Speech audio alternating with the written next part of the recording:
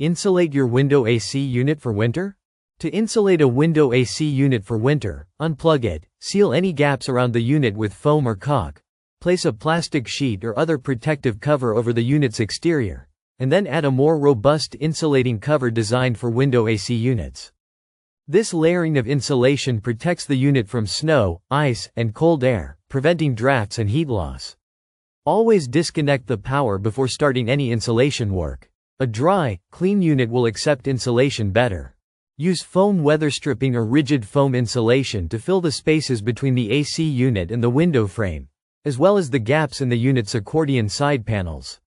A putty knife or utility knife can help you fit the foam snugly into the gaps. For smaller gaps, weather-sealed tape can be applied to create an airtight barrier. Cut a piece of plastic sheeting to a size that is a few inches larger than the unit on all sides.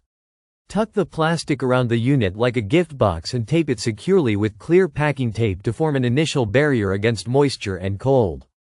Purchase a heavy-duty, quilted or fabric cover specifically designed for window AC units. Slide the cover over the plastic-wrapped unit to protect it from snow, rain, and ice.